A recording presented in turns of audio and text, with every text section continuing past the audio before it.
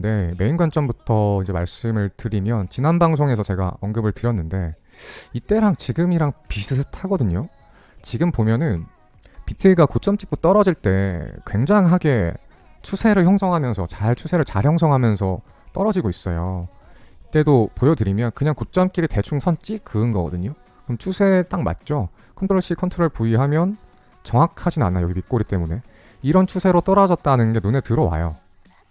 그리고 이 추세를 이탈하니까 반등 추세가 나왔었고 이 반등하는 추세도 저점끼리 이렇게 연결을 해서 컨트롤 C, 컨트롤 V에서 고점에 딱 되면 또 이렇게 되거든요. 지금은 전형적인 추세장이에요. 하락 추세였다가 반등 추세였다가 다시 또 하락 추세였다가 그래서 지금 여기 채널링을 어떻게 해야 될지 정확하게 모르겠어요. 여기는 지금 끝났는지 안 끝났는지 모르겠고 근데 제가 봤었을 때는 이 정도 추세를 하방 추세로 그으면 맞거든요. 대략 맞아요. 그렇게 봤었을 때 이렇게 그으면 상방 추세가 채널링이 됩니다. 그래서 지금 장세가 이렇게 채널링, 이렇게 채널링, 이렇게 채널링 되는 게 아닌가. 그렇게 봤었을 때 여기서 저점이 잡히면서 그리고 여기에선 여기죠. 여기가 저점이 잡히면서 반등이 시원하게 안 나오고 살짝 나오고 비비다가 빵 깨고 올라갔다가 떨어지고 올라갔다 떨어지고 했죠. 근데 여기 또 저점이 잡히면서 반등이 시원하게 안 나오고 비비다가 올라갔다 떨어졌다 올라갔다 떨어졌다 지금 이거를 했거든요. 그래서 여기랑 어느 정도 유사성은 있어 보이고 다만 여기에서는 완벽하게 수렴을 했어요. 고점이 낮아지고 저점이 올라가다가 위로 올라갔다 떨어졌고 근데 지금 같은 경우는 수렴 과정이 이 과정에서 있긴 한데 지금 떨어졌죠. 그래서 똑같진 않다. 근데 올라갔다 내려갔다 올라갔다 내려갔다는 똑같은데 여기는 위에서는 수렴을 했었고 여기는 수렴이 하방으로 이탈을 했다. 근데 어쨌든 뭘 보고자 함이냐면 채널링을 명확하게 하면 지금 추세를 알 수 있거든요. 만약에 이 그은 이 추세가 여기 파란색으로 할게요. 이 추세가 만능 추세라고 하면 이탈을 한 거기 때문에 이 하락 추세는 끝났다고 봐야 되거든요. 어디냐면 여기 빨간색부터 여기 초록색까지의 이 하락 추세는 끝났다. 그러면 추가 하락이 있다고 하더라도 하락이 끝났기 때문에 반등 이후에 하락할 것이다 라고 보는 게 맞거든요. 그럼 그렇게 봤었을 때 반등 쪽 앞으로 나는 상방을 보는 사람이다 하면 그냥 상방 보면 되는 거고 나는 앞으로 하방을 본다. 아직 여기가 저점일 리가 없다. 라고 하시는 분들도 일단 하락 추세 끝났기 때문에 반등이 이어지고 나서 더 큰 하락을 하겠다라고 보는 게 합리적인 생각인 것 같습니다. 그래서 지금 이제 파동 관점을 보면 결국에 저점이 잡히고 ABC로 A, B, C로 상승이 나왔고 그 다음에 다시 A, B, C로 하락이 나온 이후에 임펄스 갔던 ABC가 됐건 A, B, A, B, C 정도로 올라가는 그래서 결국에는 이렇게 W, X, Y 또 ABC로 해도 상관없어요. 이런 식으로 올라가는 그래서 파동이 ABC로 구성돼서 상방으로 올라가는 관점이 메인 관점이지 않을까 이게 가장 확률 높은 관점이지 않을까라고 보고 있고 플러스 그러면 어디까지 갈까가 중요하죠. 일단 근데 요즘 피보가 여기에서도 많이 못 올랐어요. 그러니까 여기 때 여기 도시 보면 38의 구간 간 넘기고 떨어졌거든요. 0.5 구간까지는 가질 거라고 생각을 했는데 38에만 넘기고 떨어져서 여기 반등이 얼마치 나올지 모르겠는데 그래도 저점이 더 내려왔으니까 힘이 있다라고 하면 상대적으로 싼 가격이니까 매수가 붙는다고 하면 그래도 0.5 구간까지는 가지 않을까. 그래서 여기 라인이 중요한 라인인 것 같아요. 여기가 결과적으로 0.5가 여기거든요. 왜 여기가 중요하냐면 결국에는 이제 여기가 전에 그러니까 가장 피번치 0.5 구간이기도 한데 제 눈에는 여기서부터 저항이 달렸고 저항이 달리다가 이 가격 라인에서 올라갔거든요. 뚫어질 때 주춤 여기서 지지받다가 결국에 뚫리니까 축축축 폭락이 나왔어. 그래서 여기를 변곡점 가격 라인으로 볼 수 있지 않을까. 지지를 받으면 상승을 하고 뚫리면 폭락이 나오는 중요한 가격대라는 거죠. 근데 여기서 뚫렸기 때문에 다음에 올라갈 때는 저항 관점을 보셔야 되는 건 당연한 거죠. 그래서 여기를 저항 관점으로 봤었을 때 올라가게 되면 여기서 좀 큰 저항이 있을 수 있다. 플러스 ABC가 완성되고 ABC로 올라오는 거기 때문에 피보나치 0.5 구간이기 때문에 저항이 있을 수 있다. 플러스 당연히 매물대가 가장 두텁게 쌓이는 자리가 일단 올라갈 때 뭐 여기에서 이 라인은 매물대가 없어요. 폭락나면서 여기 거래량이 안 실렸어요. 거래량 실린 데가 여기거든요.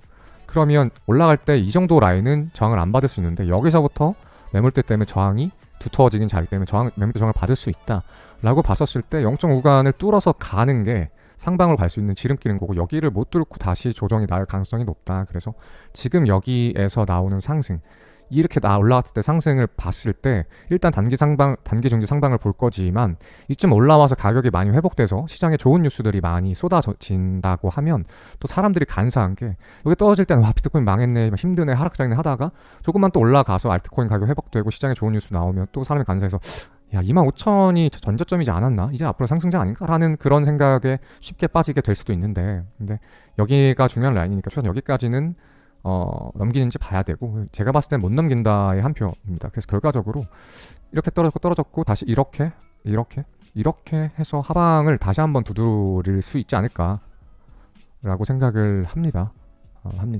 물론 여기가 저점일 수도 있어요. B, 결국엔 A, B, C인데 C 웨이브가 A에 비해서 굉장히 짧게 나왔을 수도 있는데 제가 그동안 겪었던 하락장은 이러지 않았거든요. 그래서 지금이 아직은 하락장이 안 끝났다라고 생각해요. 왜냐하면 지금 근거가 몇 가지가 있는데, 이제 가장 여러분들이 많이 아는 내용을 설명드리면, 비트코인 반감기 다들 아실 거예요. 비트코인 채굴 난이도 계속 상승하면서 비트코인 채굴이 힘들어지는데, 그 상승 난이도가 올라가서 채굴량이 줄어드는 걸 반감기라고 하죠. 근데 그 반감기가 아직 2-3년 남았는데, 보통 비트코인은 지금까지 약 10여 년 동안 반감기 때마다 큰 상승을 했고, 반감기가 끝나고 나면 이제 하락장에 돌입하는 모습들이 있었습니다. 근데 그렇게 봤었을 때 아직 비트코인 반감기가 도래하려면 아직 멀었는데, 이미 지금은 하락을 해야 되는, 조정을 해야 되는 국면인데, 비트코인 반감기 아직 멀어서 2024년인가? 그럴 텐데 이미 올린다고? 이건 너무 희망사항이지 않을까.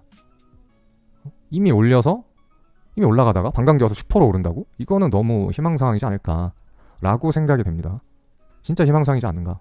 그러니까 제가 올라간다는 관점을 무조건 비판해서 이거 숏이야 라고 선동을 한 게 아니라, 올라간다고 보기 합리적으로 힘들다라는 거죠. 왜냐면 반감기 아직 너무 많이 남았어요. 그리고 또 이제 한 가지는 또 제가 자주 말씀드렸던 거지만, 지금이 경기가 수축하는 국면이거든요.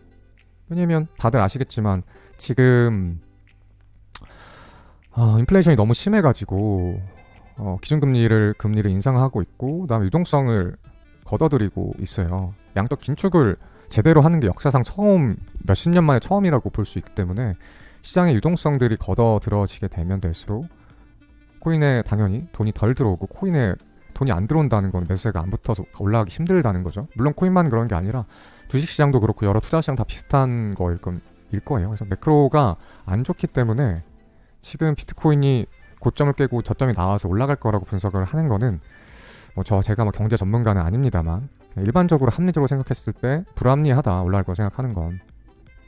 그렇고, 그다음에 세 번째는 차트인데, 항상 여러분들 아시죠? 산이 높으면 골짜기도 깊다라는 말이 있고, 그런 말들이 있죠. 그래서 비트코인 지금 이제 2009년 1월 달이었죠. 제네시스 블록 돌아간 게. 그래서 이제 실제로 거래된 거 한 10년, 11년부터 거래가 됐는데, 항상 비트코인은 비트코인만 그런 게 아니라 모든 게 다 똑같은데, 많이 오르면 많이 조정이 와요. 그럴 수밖에 없어요. 산이 높으면 골짜기가 깊습니다. 그럴 수밖에 없어요. 그 다음에 오랫동안 올라가면 오랫동안 조정이 복합적으로 올 수밖에 없어요. 급등한 건 급락이 있지만, 급등했던 건 급락하고 다시 올라갈 수도 있지만, 그래서 기간 조정이 짧은 게 오히려 폭락의 징조가 아니라고. 그래서 하여튼 이 얘기가 너무 샌다. 아무튼 이것까지 얘기하면은 너무 길어지니까, 어쨌든 일반적으로 상승 기간이 길면 길수록 조정 기간도 길어지고요.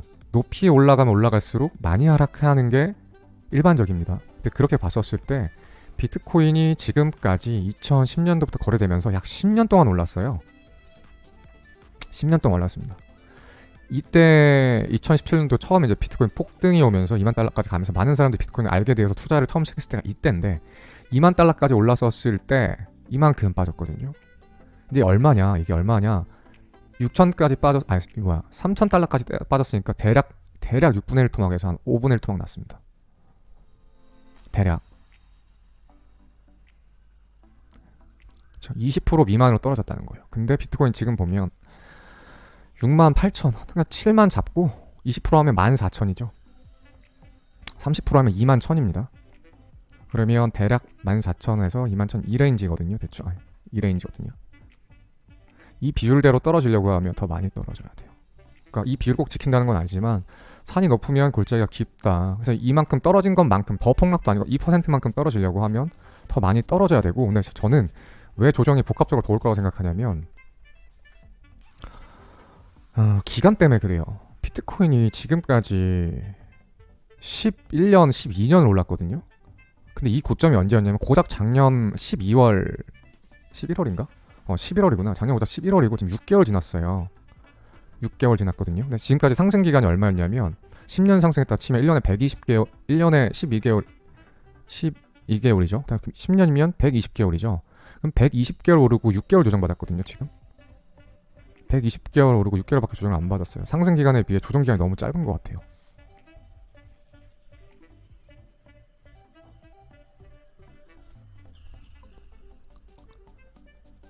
상승 기간에 비해서 조정 기간이 너무 짧아요. 그러니까 상승 기간에 비해서 조정 기간이 얼마 되어야 된다라는 그런 법칙이나 가이던스 룰은 없어요. 엘리어트가 죽기 전에도 이야기했죠.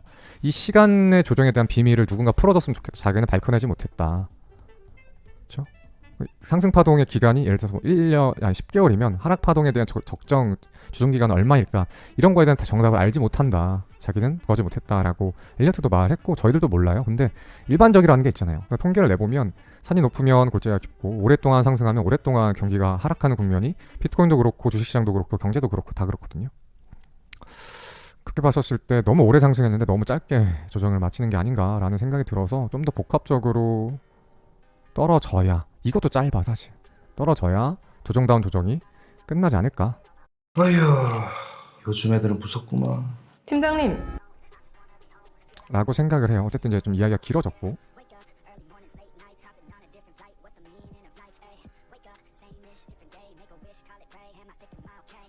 지금도 보면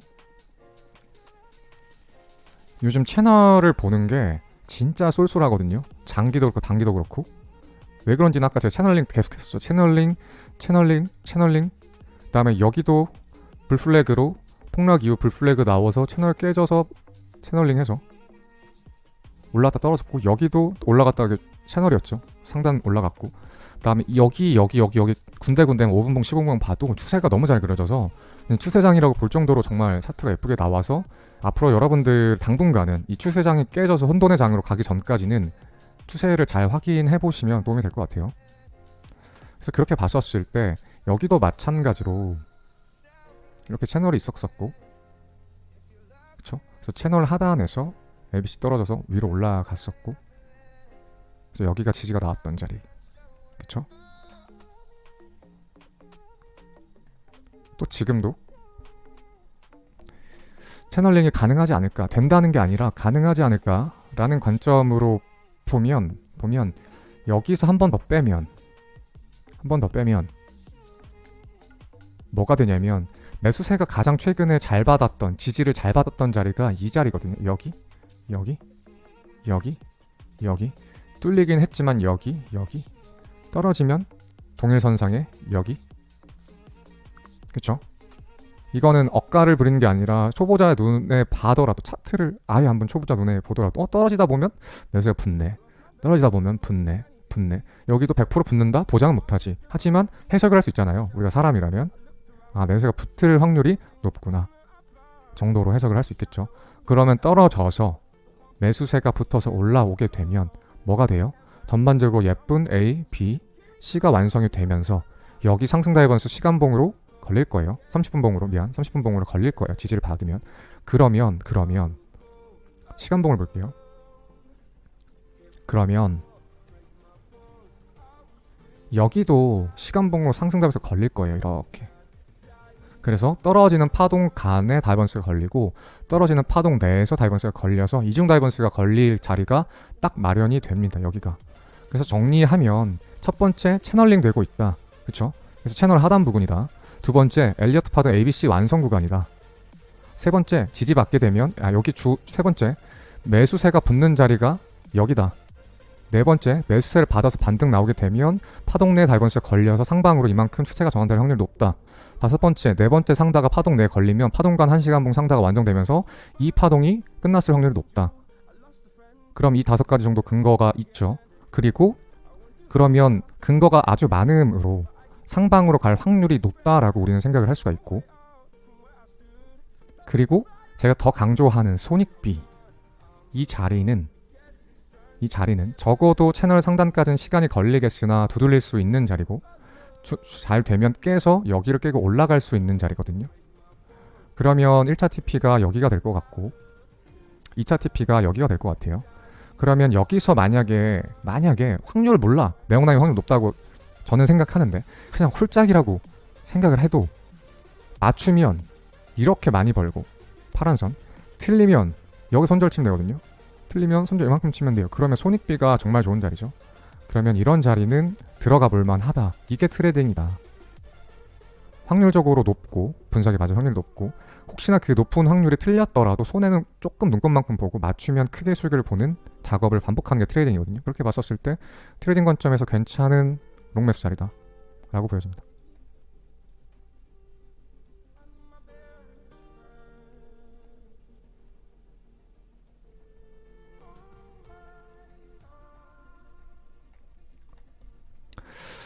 그래서 근데 지금 일단 시간봉 보면 상단은 컨펌 났어요. 이거는 컨펌 났다고 봐야 돼요. 왜냐면 여기가 완벽한 과매도 지점이었죠.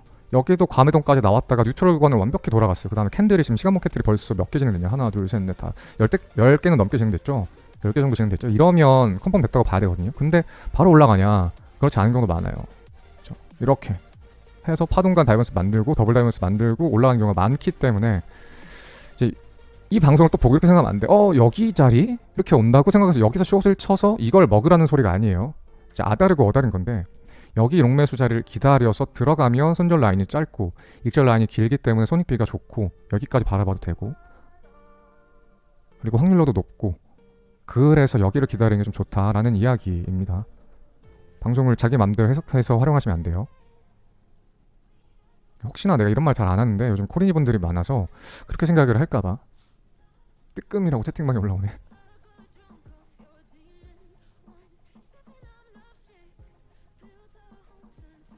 제가 이더 차트 보라고 계속 강조하고 있죠. 요즘 계속 강조하고 있는데, 이더 차트도 말씀을 드렸어요. 말씀 이미 드렸지만 비트가 한 번 더 하방을 가서 떨어지게 되면 이더도 커플링에서 이만큼 떨어진다고 했었을 때 이 정도 빠지겠죠. 똑같이 이 채널링 하단이고, 사실 이건 채널이라기보다는 폴링 엣지 패턴이라고 보는 게 맞겠죠. 폴링 엣지 패턴이라고 하면 하나, 둘, 셋, 넷, 5번 떨어지고 추세가 이제 상방으로 전환이 되겠죠. 근데 거래량이 좀 여기 튀었네. 좀 찝찝하다. 조금 찝찝하긴 한데 어쨌든 4시간봉 상다 이렇게 걸려있고 또 이렇게 걸릴 거예요. 여기서 폭락이 안 나오면, 그다음에 떨어지면 여기 15분이나 30분봉 상다 걸릴 거거든요. 이렇게 걸리고 이렇게 걸려서 상방 갈 거라고 해석하는 게 맞거든요. 그래서 하나만 분석을 해도 방향을 좀 알 수 있는 확률이 있는데, 두 개가 같은 방향을 가리키면 조금 더 그 매매할 때 확률적으로 자신이 있어지겠죠. 다만 중요한 건 여기 라인 깨지면 아무 소용 없어요. 여기 가격 라인 깨지면 지금 분석은 아무럼에도 쓸모없는 분석이 돼버립니다. 그래서 떨어지면 무조건 롱이아가 아니고 여기서 지지가 나와야 되고요.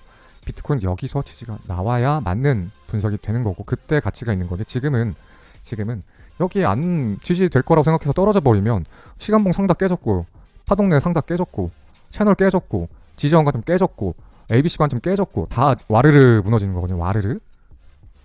분석 아까 열심히 5가지 근거 됐던 게 이더리움까지 6가지 근거 됐던 게 의미가 없어져요. 그래서 의미가 있어지려면 여기서 지지가 나와서 꺾여야 돼요.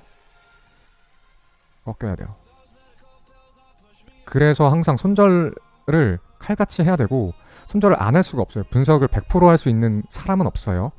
이미 기계도 없어요. AI가 없어요. AI가 정말 발전했지만 없어요. 이미 있었으면 모든 차트 다 맞춰가면서 미래를 아는 거죠. 앞으로 그 나스닥이나 S&P 500 차트가 어떻게 올라갈지 떨어질지 맞춘다는 건 미래를 아는 거나 마찬가지예요. 왜냐면 경제가 앞으로 어떻게 될지 아는 거고, 경제를 알면 진짜 미래를 아는 거죠. 정말로. 근데 그런 기계도 없고 사람도 없다. 그래서 늘 틀릴 각오, 손절 각오를 해야 되는데, 이왕이면 손절은 조금 하는 게 좋죠. 그렇게 봤었을 때 트레이딩은 항상 손익비가 좋은 자리를 들어가야 되는데 손익비가 좋다. 그래서 여기서 들어갔었을 때 깨지면 아무 의미 없는 분석이 되기 때문에 손절 당연히 해야 되고 손절 라인 꼭 지켜야 된다. 그리고 더 중요한 건 잠깐만 한 5,700명 보는데 좋아요가 1,700개네.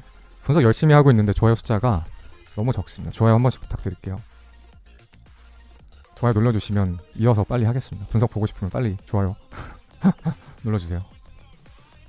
좋아요 눌러주신 분들은 다 계좌에 큰 수익 나기를 제가 기원하겠습니다.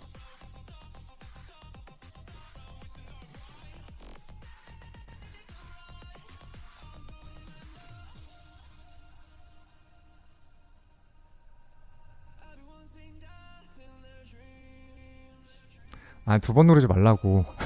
2번 누르면 취소돼요. 한 번만 하세요. 한 번. 그래서 저 같은 경우는 여기 깨지기 전까지는 굳이 신경 쓸 필요 없고 여기 깨지면 이제 내려올 거기 때문에 여기서 매수를 받아야겠죠? 그럼 저 같은 경우는 내가 24시간 차트를 보고 있으면 좋겠으나 차트를 보지 못하니까 여기 이쯤에다 그냥 가격 알람 걸어두고 떨어지면 여기 깨지겠구나. 이제 차트를 봐야겠구나. 그래서 이제 자리에 앉아서 대기하다가 떨어지면 이제 차트를 보게 했죠. 그래서 코인나우라는 어플이 있는데 뒷광고 아니고 앞광고입니다. 그거 쓰시면 좋아요. 무료 어플이고. 그리고 코인나우 회사 관계자 내 유튜브 안 보나? 제발 광고 내가 1,000원에 해준다니까. 광고를 1,000원에 해줄게. 광고 좀 줘요. 저 광고 좀 주세요. 거짓말 아니고 광고해달라는 이메일을 하루에 하나씩 이상 이게 틀리면 손절라인 꼭 지키셔야 됩니다. 꼭 지키셔야 되고 매매에는 제가 늘 2가지 방식이 있다라고 했죠. 떨어지는 걸 그냥 그대로 받아버려서 손절라인에 걸고 들어가는 방식의 트레이딩이 주로 제가 하는 방식이고, 두 번째는 이제 확인하고 들어가는 거예요. 여기 떨어져 지지 받을지 안 받을지 모르잖아. 근데 어떻게 리스크하게 들어가라고 생각하는 사람이 있죠. 이런 사람들은 안전매매를 추구하는 성향인데, 이런 분 같은 경우는 굳이 여기 떨어지는 거 매수할 필요 없어요. 반등 나오는 거 확인하고 돌아갔을 때 매수해도 괜찮다. 다만 이 2번 방법도 단점이 있다. 뭐냐, 여기서 매수하면 손절라인이 이만큼 짧다. 여기서 매수하면 틀렸을 때 손절라인이 멀다. 틀렸을 때 맞을 확률이 더 높지만 안전매매하니까 확인을 하고 들어왔으니까 맞을 확률이 더 높아지긴 했지만, 만약에 이게 틀렸을 때 리스크를 더 많이 감수해야 된다. 그래서 안전매매 성향은 2번으로 하시고, 저처럼 안전매매 성향이 아니면 1번으로 하시고, 본인이 뭐 그건 알아서 할 일이고. 그리고 제가 또 설명을 잘못했는데, 그렇게 여러분들한테 여기서 매수하라는 거 아니에요. 제 방송 아무튼 그러고, 어쨌든 서브 관점 말씀드리면, 제가 지난번에 그 WXY 할 때 이렇게 했더라고. 근데 정석은 이게 맞거든요. 정석은 이게 맞는데, 이것도 분명히 엘파점 했다는 사람이 방송 보면 CCBB 걸 거야. 근데 정석은 이게 맞는데, 이렇게 카운팅 안 했을 수도 있어요. 뭐냐면 W고 X고 이렇게 Y 한 끗 차이거든요. W, X, Y랑 한 끗 차이인 것처럼 보이지만 많은 차이가 있습니다. 이건 나중에 직접 카운팅해서, 이렇게 되면 뭐가 되냐면 A가 되고 B가 되고 C가 되고 D가 되고 E가 돼서 떨어지는 걸로 봐야 되는 건데, 그래서 지금 조금 중요한 순간에 와 있어요. 그러니까 여기가 WXY는 아닐 확률이 높아. 왜냐면 결국에는 저점이 깨졌죠. 여기가 좀 여기 깨졌죠. 그럼 여기가 A고 B고 C고 D고 E여서 이렇게 수렴이 나왔다는 거거든요. 이렇게 완성이 뭔가 안 되고 떨어진 느낌이 나가지고, 그래서 아닌 것 같아요. 아니다가 확률이 좀 더 높아요. WXY로 이렇게 되고 지금 하방 5파를 향해서 25,000을 가고 있다, 4,000을 가고 있다라고 보는 건 그렇게 높지는 않아 보이고, 차라리 지금 이거를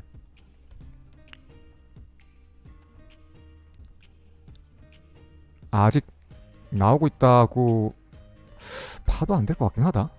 A, B. 근데 이러면 진짜 길게 가야 되긴 하거든요. 이렇게.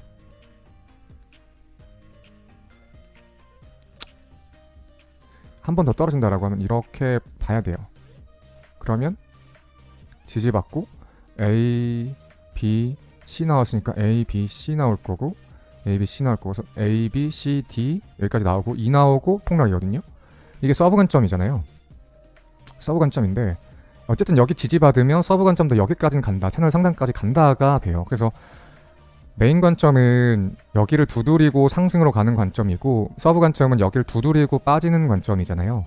그렇게 봤었을 때 똑같이 아까 이 채널 하단 여기만 지지가 받으면 채널 상단까지는 가는 거기 때문에 반익 자리가 여기가 맞아요. 반익 자리가. 메인 관점도 이렇게 갔다 올라가는 거고 서브 관점 올라갔다가 떨어지는 거니까 여기서 매수했었을 때 지지 받으면 매수했었을 때 반익절 자리 가져가는 게 맞는 관점이 되는 거죠. 그래서 서브 관점이 사실 높지는 않으니까 당연히 서브 관점인데 혹시나 WXY가 이렇게 길게 나와서 오파를 간 것 같지 않지만 왜냐면 채널을 지키면서 요새 그 비트코인이 움직여주고 있고 채널 벗어났기 때문에 이게 하방 추세를 일단 벗어났다 보는 게 맞기 때문에 상방을 보는 게 맞는데 그렇다 한들 오파 하락을 한다고 하더라도 하방 관점을 봐도 반등이 보이기 때문에 여기가 중요하다라는 게 오늘의 결론입니다.